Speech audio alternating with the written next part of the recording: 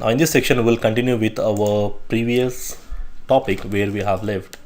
If you remember, we have already configured the IBGP by using the loopback interfaces. Now all the routers are forming the neighborship by using loopback to loopback, and if you go and verify on the router 2, which is our RR server, the router 2 is already forming the neighborship with router 1 and router 3, which are RR clients. And if you want to verify the configurations, you can see router show run section BGP command. It's going to display all the configurations what we have configured in our previous task. Now we are going to continue with our configurations from where we have left. So now we are going to configure router 4. The router 4 is going to establish the neighborship between router 1 and router 3. Now this is our task here. So I'm going to configure eBGP peering using the loopback interfaces between router 1 and router 4 and router 4 and router 3. But the question is, the loopback interfaces of router 1 and the router 4 must have the reachability. So to provide the reachability, either we can use any of the dynamic routing protocol, but as they are in different tiers, I'm going to use static routing to provide the reachability. So configure the static routing to provide reachability between the loopbacks. So that will be our first step, and then we are going to advertise all the connected interfaces or just the loopback interfaces in our BGP. So finally, once we configure, we need to ensure that both the autonomous system members should be able to exchange the routes, and they should have the reachability to each other loopback interfaces. So the first thing, I'll start with static routing to provide the reachability between R4 to R1 and R4 to R3. So let's get back to router 4. So on the router 4, I don't have any configurations except the IPv6 addressing. So the first thing, I need to enable IPv6 unicast routing, and then I have to say IPv6 route. So the router 1 loopback is 2001:1/128, and what is the next hop? 2001:14:1. Similar way, I'm going to provide the reachability from router 4 to router 3 loopback 2001:3/128, and then next hop address is 2001. Either you can use next hop or you can simply say exit interface, that is S1/0 here. So if I verify routing table, show IPv6 route static, I should see two static routes. One is going to router 1 and the other one is for router 3 loopback. Now similar way, I need to do the same thing on the router 1.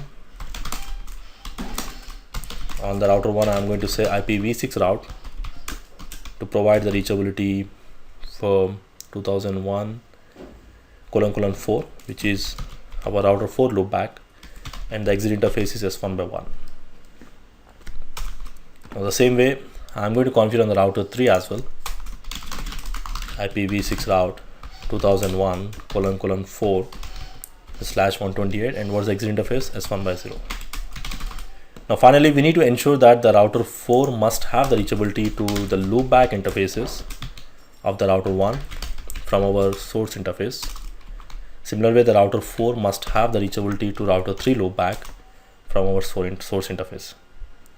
So if you see the reachability, then it should work. Probably the exit interface, I'll change the configuration. So show run include IPv6 route. So both the sides I have been using exit interface, so I'll change it to one side as a next hop. Probably that should work. So I'm going to use the same command. This time I'll give next hop 2001:3 to 4, right? So 3 to 4, it will be 34::3 will be my next hop. Okay, done. So let me check the verify. Let's verify the reachability from router 3 to router 4 loopback. So there might be some problem. Let me check.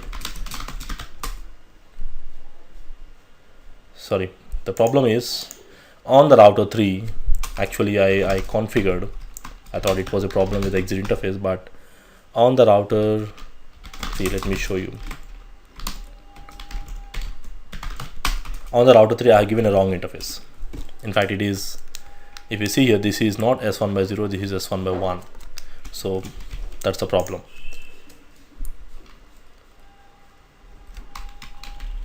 IPv6 route.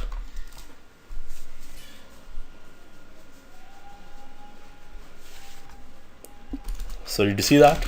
That's the problem. So what I'm going to do is I'm going to remove the configuration. So in fact, I need to say 2001, the same network, but the exit interface is just 1 by 1. Okay, so there was a basic static routing issue. So now you can see I was able to communicate with 2001 and 2003, both the sides the reachability is there, because when you are peering with EBGP peering or IBGP peering, where if you are peering with any of the loopback interfaces, you must have the reachability between those loopbacks. Now it's up to you, whichever the type of the routing you want, you can use. So as it is the EBGP peering, I am going to use a static routing. So next step, what is the next step? Configuration of EBGP. So let's start with router 4. Now what are the things we need to do in the configuration? So we need to add, if you remember on the router 4, if you are peering with both the routers, the first thing, any router you can start. Let's start with router 1, or let's start with router 4. Okay, so the first command we are going to use remote AS, right? Remote AS, it will be 500, and then I'm going to use update source, right? Because we are peering with loopback interface, so we need to use update source command. Along with, what is the next command we need to use? EBGP multi-hop, same IP version 4 concepts. So by default, the TTL value of the EBGP will be 1. So if you want to increase that TTL value, we need to change it to multiple hops, EBGP multi-hop 1. And also we do have a configuration of password also. Let's say the requirement is also password. So I can use Cisco 123. So on the router 4, we need to configure this 4 set of commands. Now to configure this 4 set of commands, again I can use a concept of peer groups with a peer group name of CCIE. Now it's up to you. You can do that, or you can do it individually. So I'm going to create a peer group, and I'm going to configure and apply that peer group for both router 1 and router 3 neighbors. Right, this is the final configuration which we are going to do. So let's go to router 1. The first step is going to create a peer group.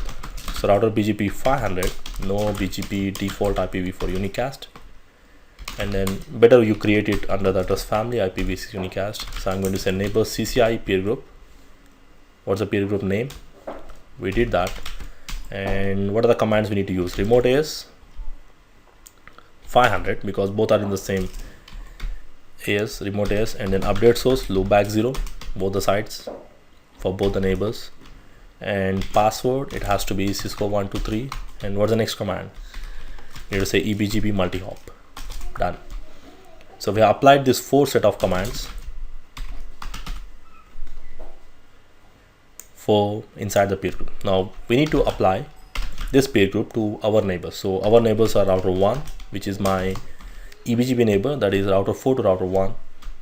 I need to say peer group CCIE, and then I should activate it. In fact, you can also add the activate command inside the peer group automatically. Anyway, there's one more command we can add inside the peer group, or you can do it individually separate.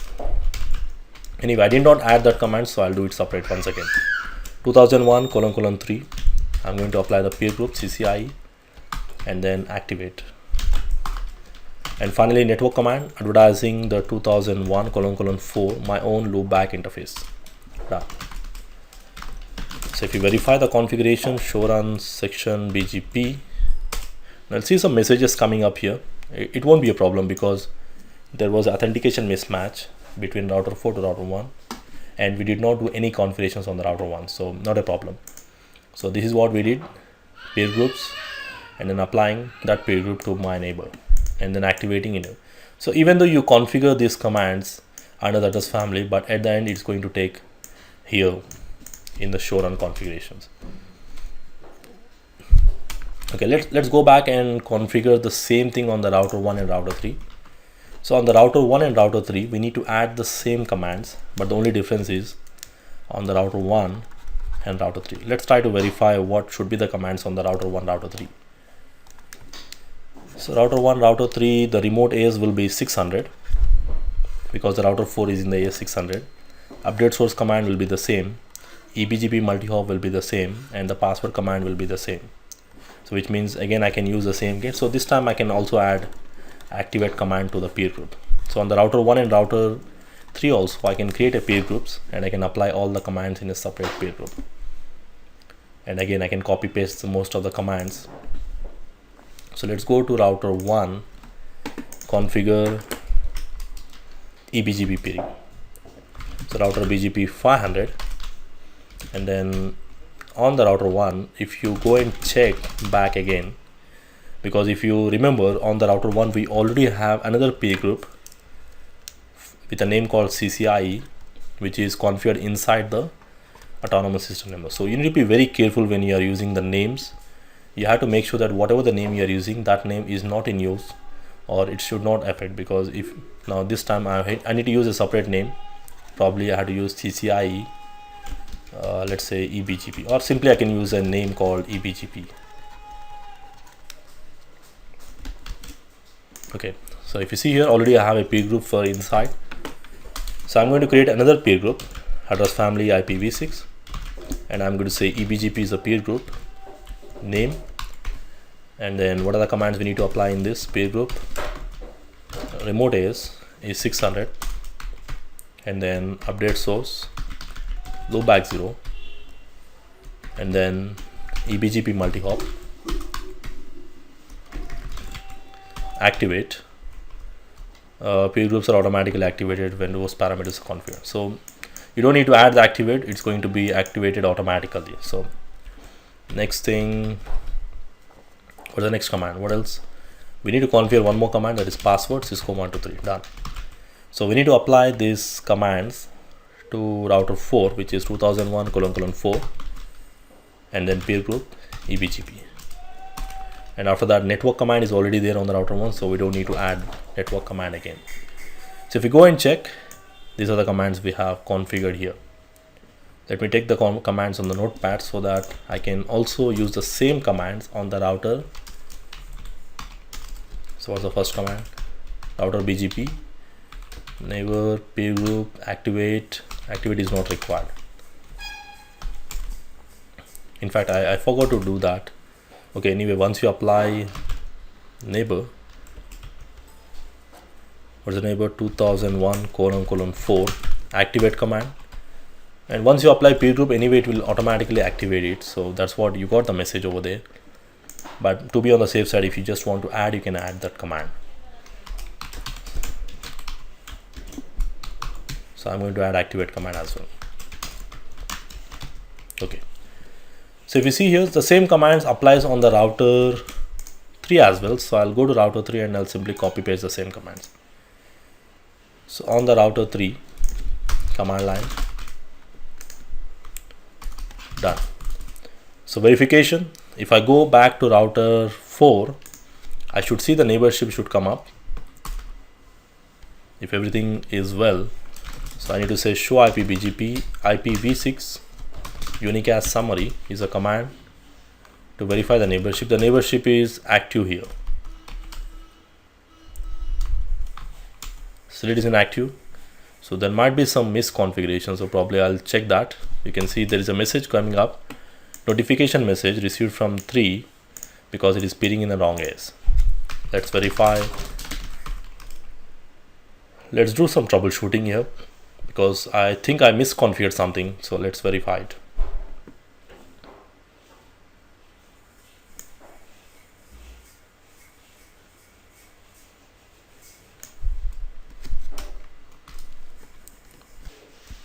Now the problem is, actually if you see here, router 4 I configured in AS 500 instead of 600. That's the only problem here.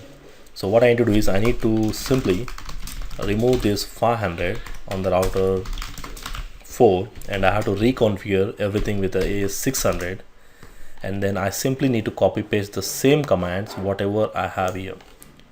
So there's no much difference. So I just forgot to configure 600 on the router 4. That's the reason you'll find the AS number mismatch. So now I removed 500 and I'm going to reconfigure again with 600. Now let us see. You can see the neighborship comes up. Show IPBGP IPv6 unicast summary. One of the neighborship is up and I'm also receiving the routes. Now the same thing. I expect the other neighbor has to come up slowly. Yes, now it is up. So on the router 4, I can see the router 4 is establishing the neighborship with router 2, router 3 and router 1. And then if I remove summary, I should be able to see the routes coming from the different autonomous system numbers. So I'm receiving 1, 2 and 3 coming from both the sides, both the sides, because I'm receiving from router 1 as well as I'm receiving from router 3. Okay. Now this way we can configure advanced eBGP configurations by using the loopback interfaces. So you can see all the steps are documented here. Now if you want, you can use peer groups, or if you don't want, you don't need to peer groups. It's all up to you. Okay. Now let us quickly do one more thing. Let's verify the task here. Now by default, if I go and check on the router 2 or router 1, so let's verify on the router 1. If I go show IP BGP, I'm going to receive the network called show IP BGP IPv6 unicast summary. Sorry, remove the summary. Now I'm able to receive the route coming from router 4 on the router 1. And at the same time, I'm going to verify the same command IPv6 unicast on the router 2. I'm able to see the route 2004, but if you see, okay, so probably this is something what we'll get into in our next section. I'll get into more in detail, like changing the next hop and applying some local preference values. Probably I'll get into more in detail in our next section.